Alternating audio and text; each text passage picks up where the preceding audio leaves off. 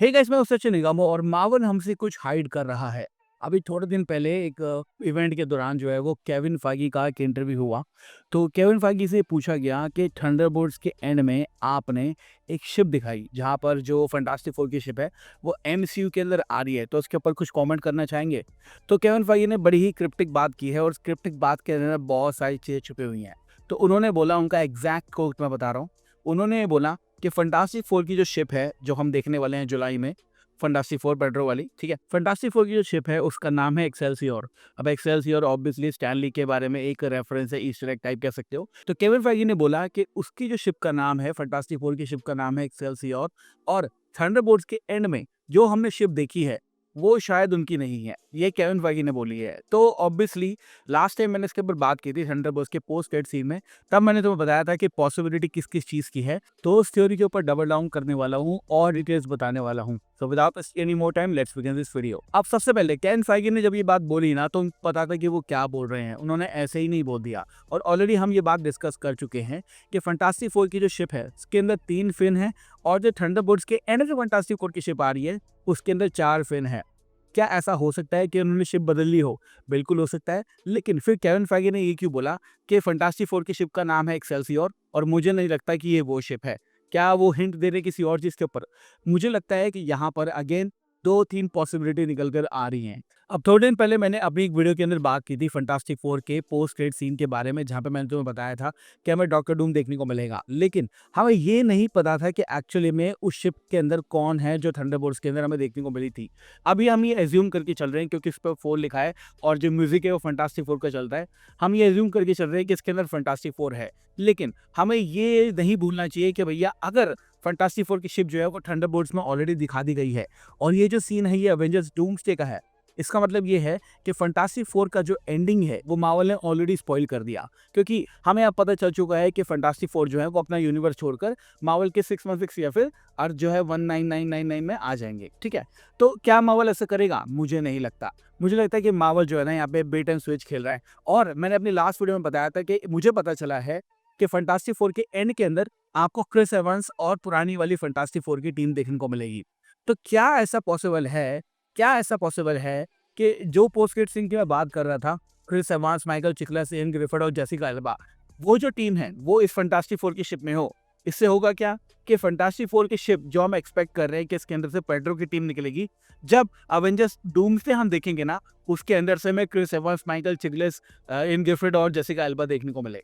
तो क्या ऐसा पॉसिबल है? बिल्कुल पॉसिबल है, क्योंकि अभी जो लीक आया है ना हमारे सामने उसके मुताबिक जो फंटास्टिक फोर हैं वो दूसरे यूनिवर्स में जाने की कोशिश तो करेंगे, लेकिन वो अभी एकदम से 616 यूनिवर्स में नहीं आने वाले हैं। और रीड जो है वो ऑब्वियसली जब अपना ब्रिज वाला मटेरियल बनाएगा ना, तो ऑब्वियसली वो दूसरे डायमेंशन में क्रॉस करने के लिए बनाएगा, दूसरे डायमेंशंस में देखने के लिए बनाएगा। लेकिन ऐसा भी तो पॉसिबल हो सकता है कि बाकी की जो रीड्स हैं दूसरे यूनिवर्स के, वो भी सेम चीज़ कर रहे हो। तो आप सोच के चलो कि कितना बढ़िया होगा जब आप अवेंजर्स डूम्सडे देखने जाओगे और आपको लगेगा कि इस शिप में से, फंटास्टिक फोर की शिप में से हमें पेड्रो की टीम देखने को मिलेगी। लेकिन होगा क्या? जैसे ही वो दरवाजा खुलेगा उसके अंदर से पुरानी वाली फंटास्टिक फोर की टीम निकले। ये बहुत ही बड़ा स्विच होगा। मेरे ख्याल से मार्वल जो है वो जानबूझ के इस बात के बीच बो रहा है, और केविन फेगी भाई बिना सोचे समझे कुछ भी नहीं बोलेंगे। उन्होंने ये बात जानबूझ के बोली है ताकि अवेंजर्स डूम्सडे की हाइप बन जाए। अब क्या इसका मतलब ये है कि इस शिप में कोई और नहीं होगा? भाई बिल्कुल पॉसिबल है कि इस शिप के अंदर हमें दो फंटास्टिक फोर की टीम देखने को मिले, पेड्रो वाली और ये डिफरेंट वाली। ऐसा पॉसिबल है। ये भी पॉसिबल है कि ये जो शिप है ये हाईजैक कर ली हो किसी और ने, और इसके अंदर से जब वो खुले तो इसके अंदर से डॉक्टर डूम निकले, या फिर रॉबर्ट डाउनी जूनियर का कैरेक्टर निकले जो कि बोले मैं हूँ टोनी स्टार्क और मैं इस वाली यूनिवर्स से आया हूँ, सिर्फ और सिर्फ शिप हो फंटास्टिक फोर की। तो पॉसिबिलिटीज क्या क्या निकल कर आती हैं? पॉसिबिलिटी पहली तो ये है कि इसके अंदर पेड्रो की टीम है जो कि हमें ऑलरेडी पता है, और हम ये अज्यूम करके चल रहे हैं कि इसके अंदर पेड्रो की टीम है। लेकिन कितना बड़ा ट्विस्ट होगा अगर इसके अंदर से क्रिस एवंस और पुरानी वाली फंटास्टिक फोर की टीम निकले, या फिर कितना बड़ा ये ट्विस्ट होगा अगर इसके अंदर से डॉक्टर डूम निकले। तो अगेन जो है मार्वल ने इस बात को छेड़ दिया है, और मार्वल जो है वो डेफिनेटली इस बात को हाइड कर रहा है कि इस टीम के अंदर और इस शिप के अंदर कौन कौन है। अब मेरे ख्याल से ऐसा लग रहा है मुझे कि शायद इस पूरी पूरी शिप में ना मेन कैरेक्टर हो सकते हैं, मतलब दोनों फंटास्टिक फोर की टीम हो सकती है, जहां पर पुराने वाली फंटास्टिक फोर की जो टीम है वो नई वाली फंटास्टिक फोर की टीम के यूनिवर्स में आए और बोले कि ये यूनिवर्स जो है वो खत्म होने वाला है, इंकर्जस होने वाले हैं। डॉक्टर नूम नाम का एक बंदा, एक काम करो हमारे साथ दूसरे यूनिवर्स में चलो। और 2 फैंटास्टिक फोर की टीम हमें एमसीयू के अंदर आती हुई देखने को मिले इसी शिप के अंदर। और ये जो शिप हो ये बनाई हो नए वाले रीड ने और पुराने वाले रीड ने, कितना बढ़िया ये लगेगा। साथ-साथ ऐसा भी पॉसिबल है कि डॉक्टर डूम जो है वो भी इस शिप के अंदर हो, और जो पुराना वाला पोस्ट क्रेडिट सीन में तुम्हें बताया था जहाँ पर सू स्टॉर्म जो है वो फ्रैंकलिन रिचर्ड्स को कहानी सुना रही है, डॉक्टर डूम आ जाता है। तो डॉक्टर डूम आकर शायद ये बोले कि चलो मैं तुम्हें इस यूनिवर्स में से बाहर लेके जा रहा हूँ, और रीड और डॉक्टर डूम का जो यूनिवर्स है वो एक ही यूनिवर्स हो, और रीड इस बात पे उसके लिए भरोसा कर ले। मतलब ऑब्वियसली वो डॉक्टर डूम को जानता है क्योंकि उनकी पुरानी कहानी है। डॉक्टर डूम आएगा, बोलेगा देखो मैं फ्रैंकलिन रिचर्ड्स को लेने आया हूँ, इस यूनिवर्स में खतरा है, मैंने एक शिप बनाई है, उस शिप में बैठते हैं और दूसरे यूनिवर्स में चलते हैं। पेड्रो जो है ऑब्वियसली शुरुआत के अंदर इस बात को नहीं समझेगा, मतलब नया वाला मिस्टर फंटास्टिक इस बात को नहीं समझेगा कि डॉक्टर डूम का प्लान ही कुछ और है, वो फ्रैंकलिन रिचर्ड्स को लेने आया है। वो बेसिकली ये समझेगा कि अभी डॉक्टर डूम आया है पुरानी सारी बातें छोड़कर और हमारी मदद करने आया है। मुझे इस यूनिवर्स से वैसे भी निकलना ही है क्योंकि इस यूनिवर्स के अंदर गैलेक्टस आने वाला है।